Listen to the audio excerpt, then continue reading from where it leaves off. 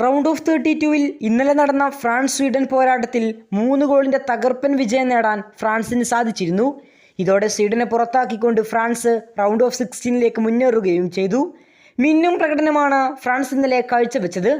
എല്ലാത്തിലുമുപരി അവരുടെ ക്യാപ്റ്റനായ കീലിയൻ എംബാപ്പയുടെ അദ്വിജല പ്രകടനം. ഇരട്ട ഗോളുമായി എംബാപ്പെ ഇന്നലെയും കളം നിറഞ്ഞു കളിച്ചു. മത്സരത്തിൽ ഇരട്ട ഗോളുമായി ഫ്രാൻസിനെ വിജയിപ്പിക്കുന്നതിൽ നിർണായക പങ്കുവഹിച്ചത് കീലിയൻ എംബാപ്പെ തന്നെയായിരുന്നു. മത്സരത്തിൻ്റെ അവസാനം മാൻ ഓഫ് ദി മാച്ച് പുരസ്കാരവും അദ്ദേഹത്തെ തേടിയെത്തി. ഈ വേൾഡ് കപ്പിൽ അദ്ദേഹം 6 ഗോളുകൾ നേടിക്കഴിഞ്ഞു. വേൾഡ് കപ്പ് ചരിത്രത്തിലെ എക്കാലത്തെയും ടോപ്പ് സ്കോറർ എന്ന മെസ്സിയുടെ ഗോളിന് 1 ഗോൾ മാത്രം പിറകെയാണ് അദ്ദേഹം. ഈ വേൾഡ് കപ്പിൽ ഗോൾഡൻ ബൂട്ട് ലിസ്റ്റിൽ ലിയോ മെസ്സിക്കൊപ്പം 6 ഗോളുമായി മിന്നിത്തിളങ്ങി നിൽക്കുകയാണ് എംബാപ്പെ. ഒരുപക്ഷെ ചിലപ്പോൾ ലിയോ മെസ്സിയെ അദ്ദേഹം മറികടന്നേക്കാം.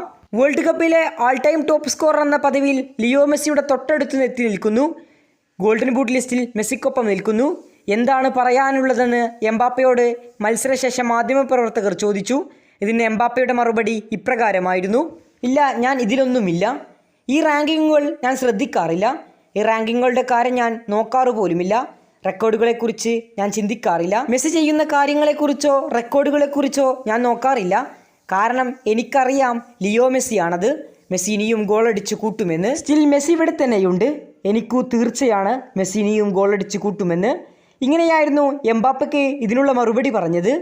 ഏതായാലും ഇത്തവണ കീലിയൻ എംബാപ്പെ ആയിരിക്കുമോ ലിയോ മെസ്സി ആയിരിക്കുമോ ടോപ്പ് സ്കോറർ എന്ന കാത്തിരിപ്പിലാണ് ഫുട്ബോൾ ലോകം. ഇരു താരങ്ങളും ഇതിനോടകം 6 ഗോളുകൾ നേടിക്കഴിഞ്ഞു.